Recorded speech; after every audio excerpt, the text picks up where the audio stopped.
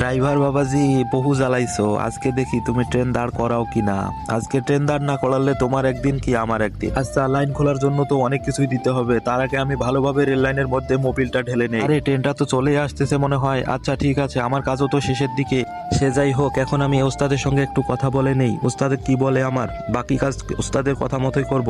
আরে ওস্তাদ কলটা ধরে না কেন? হ্যালো, বলো ওস্তাদ। আমার কাজ শেষের দিকে, কাজটা শেষ করতে করতে ট্রেন চলে আসতেছে, আমি এখন কি করব বলো কি মিয়া? কাজ কি সম্পূর্ণ করেছো নাকি বাকি আছে?